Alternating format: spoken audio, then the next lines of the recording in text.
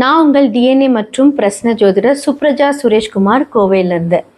இன்றைக்கு நம்ம பார்க்க போகிறது ஆவணி மாத பலன்கள். நிறைய நல்ல பண்டிகைகள் இந்த மாதத்தில் வரப்போகுது. கோகுலாஷ்டமி, அடுத்ததாக விநாயகர் சதுர்த்தி அண்டு மலையாளிஸ் ரொம்ப சிறப்பாக கொண்டாடப்படுகிற ஓணம் பண்டிகை. இது எல்லாமே ரொம்ப ரொம்ப ஒரு சிறப்பான விஷயங்கள் இந்த மாதத்தில் நடக்க போகுது. அடுத்ததான் இந்த உலகத்தில் நடக்கக்கூடிய சில மாற்றங்களை பற்றி நம்ம பார்ப்போம். பொதுவாக என்ன மாதிரியான காம்பினேஷன் இருக்குது அப்படிங்கிறதையும் நம்ம பார்ப்போம். சூரியன், கேது, புதன் இவங்க எல்லாருமே காலபுருஷ தத்துவத்தின் 5ஆம் வீட்டில் சேர்க்கை பெறுகிறார்கள். இந்த காம்பினேஷன் ஆல்ரெடி கும்பத்தில் ராகு இருக்காங்க, கடக வீட்டில் குரு தனித்து நிற்கிறார், அப்புறம் மிதுன வீட்டில் செவ்வாய் தனித்து நிற்கிறாங்க, சுக்கிரன் கன்னி வீட்டில் தனித்து இருக்கிறார். அடுத்ததாக பார்த்தீங்கன்னா சனி பகவான் காலபுருஷனோட வீட்டில் 12ஆம் வீட்டில் ஆல்ரெடி இருக்கார். இத்தனை காம்பினேஷன்ஸ் போய்கிட்டு வந்துட்டுருக்கு. இதில் மெயினாக பார்த்தீங்க அப்படின்னா இந்த சூரியன் யாரோட இணைந்து இருக்கிறார் அப்படின்னா கேது பகவானோட இணைந்திருந்து, புதன் பகவானோட இணைந்திருந்து அழகாக சமசப்தம் பார்வை ராகு எல்லாரும் பார்க்குறாங்க. இந்த காம்பினேஷன் ஒரு எச்சரிக்கை கொடுக்குது அப்படின்னு தான் சொல்ல முடியும். இந்த எச்சரிக்கை எப்படி அப்படின்னா, நிறைய பேர் நிறைய ட்ராவல் பிளான் பண்ணியிருப்பீங்க. இந்த மாதத்தை கொஞ்சம் தவிர்த்திருக்கிறது நல்லது.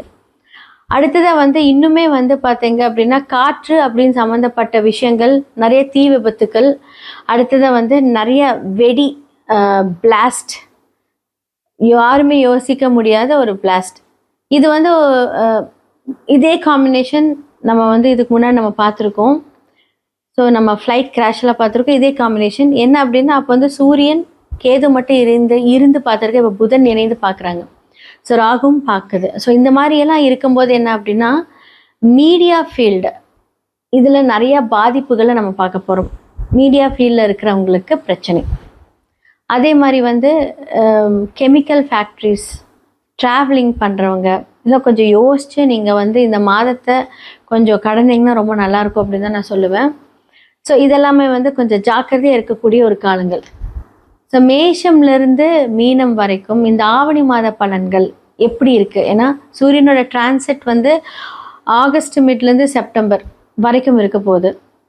இந்த டிரான்சிட் சூரியன் இங்கே இருக்கும்போது தான் அப்படின்னா ஏன்னா சேர்ந்துருக்கிற கிரகம் அப்படி. இவங்களுடைய ராசிகளுக்கு எப்படி இருக்குது அப்படிங்கிறத நம்ம பார்த்துடலாம். மேஷ ராசிக்காரர்களுக்கு இந்த ஆவணி மாத பலன்கள் எப்படி இருக்குன்னு பார்க்கலாம். லக்னத்தையும் 8க்குரியவர் அழகாக 3ஆம் வீட்டில் போய் உக்காந்துக்கிட்டாரு, தனித்து உக்காந்துருக்காரு. அது யாரோட வீட்டில் அப்படின்னா பகை அப்படின்னு சொல்லக்கூடிய ஒரு இடத்துல போய் உக்காந்துருக்காரு. அப்போ மேஷ ராசிக்காரர்கள் இந்த காலகட்டத்தில் எப்படி இருக்கணும் அப்படின்னா, லக்னாதிபதி 3ஆம் இடத்துல அரைமறைவு ஸ்தானத்தில் பகை வீட்டில் உட்காந்துருந்தாலும் ஒரு 50-50 ஒரு சான்சஸ் எடுத்துக்கோங்க. 8க்குரியவர் 3ஆம் இடத்துல மறைகிறார். இந்த காம்பினேஷன் எடுக்கும்போது எப்படின்னா தேடி பிரச்சனை வரும் அப்படின்னு தான் சொல்ல முடியும். ஏன்னா 2-7க்குரிய சுக்கிரனும் போய் 6ஆம் வீட்டில் போய் நீசமாய் மறைஞ்சிட்டார். அப்போது என்ன அப்படின்னா, நீங்கள் சும்மா இருந்தாலுமே உங்களை தேடி பிரச்சனை வரும். அப்போ என்ன பண்ணணும் அப்படின்னா, முடிஞ்ச அளவுக்கு பார்த்தீங்கன்னா அந்த பிரச்சனையை அவாய்ட் பண்ணிக்கோங்க. பிஸ்னஸ் சம்மந்தப்பட்ட முடிவுகள், குடும்பத்தில் ஏதாவது ஒரு சுப காரியங்கள் செய்யக்கூடிய முடிவுகள், இதெல்லாம் நீங்கள் எடுக்கிறீங்க அப்படின்னா கொஞ்சம் பார்த்தீங்க அப்படின்னா நிதானித்து இந்த மாதத்தில் கொஞ்சம் தள்ளி போடுறது ரொம்ப நல்லது. செப்டம்பருக்கு அப்புறம் நல்லாயிருக்கும். கொஞ்சம் சுக்கிரன் துலாம்க்கு வந்ததுக்கப்புறமா ஆட்சி வீட்டுக்கு போய் உட்காந்துருவார். அப்போ மிட் ஆஃப் த மந்த் அதுக்கு பார்த்தீங்க அப்படின்னா ஒரு 27th வரைக்குமே எந்த ஒரு முடிவு எடுக்க வேண்டாம். அதுக்கப்புறம் பார்த்தீங்கன்னா அவர் மாறுறாரு சுக்கிரன். அதுக்கப்புறம் பிரச்சனை கிடையாது. இப்போது நீங்கள் பார்த்தீங்கன்னா ஒரு பிஸ்னஸ் ஸ்டார்ட் பண்ணுறீங்க, நிறைய ஐடியாஸ் பிளானிங் போயிட்டே இருக்கும். ஆனால் அதற்கான ஒரு இன்வெஸ்ட்மெண்ட் பண்ணும்போது ஒரு சிறு நெருடல் இருக்கும். அப்போது உங்களுக்கு என்ன சொல்கிறது, பிஸ்னஸ் அப்படின்னு சொல்லக்கூடிய சனி பகவான் 12ஆம் இடத்துல என்ன இருக்காரு, வக்கரமாய் மறைந்து இருக்கிறார். அப்போ கொஞ்சம் அந்த நிதானம் அது ரொம்ப தேவை இந்த காலகட்டத்தில். ஒரு முடிவு எடுக்கிறதுக்கு முன்னாடி 4 பேர்த்துக்கிட்ட ஆலோசனை செய்து இந்த காலகட்டத்தில் எடுக்கிறது ரொம்ப ரொம்ப நல்லது. செவ்வாய் தனித்து இருக்கிற 8க்குரியவர் பார்த்தீங்கன்னா 3ஆம் இடத்துல, அதே மாதிரி 5ல் பார்த்தீங்கன்னா சூரியன். மனதில் சில குழப்பங்கள் கண்டிப்பாக ஏற்படும். ஒரு பிளானிங் பண்ணியிருப்பீங்க, நீங்களே அதை என்ன பண்ணுவீங்க அப்படின்னா அதை வேண்டான்னு முறிச்சிருவீங்க. அப்போ சூரியனும் புதனோட சேர்க்கையில் இருக்கும்போது என்ன அப்படின்னா ஒரு ஸ்ட்ராங்கான ஒரு கன்வின்ஸ் பண்ணுறதுக்கு உங்களால் கண்டிப்பாக வந்து இந்த காலகட்டத்தில் எடுக்க முடியாது. ஏன்னா கேது சூரியன் புதன் இருந்தால் புத ஆதித்ய யோகத்தில் நல்லா இருந்தாலுமே கூட கேது இருக்கும்போது அந்த ஒரு டேலண்டான ஒரு விஷயத்த வந்து என்ன பண்ணுவார் அப்படின்னா அதை வந்து அந்த கெடுக்க தான் பார்ப்பார் அவர். அப்போது நம்ம வந்து எவ்வளோ யோகமாக இருந்தாலும் இந்த மாதத்தில் வந்து அது என்னாகும் அப்படின்னா ஸ்பாயில் பண்ணுறதுக்கு உண்டான எல்லா வேலையும் பார்ப்பாரு. இதை தான் நான் சொன்னேன். ஏன்னா ஆல்ரெடி ராகு பார்ப்பாரா, அந்த கன்ஃபியூஷனை என்ன பண்ணுவார், ஹை பண்ணிக்கிட்டே இருப்பார் ராகுவோட பார்வை. அப்போ இந்த காலகட்டத்தில் கொஞ்சம் ஜாக்கிரதையாக ஹேண்டில் பண்ணுங்க. எதுவுமே பிளான் பண்ண வேண்டாம். செப்டம்பருக்கு அப்புறமா ஓகே.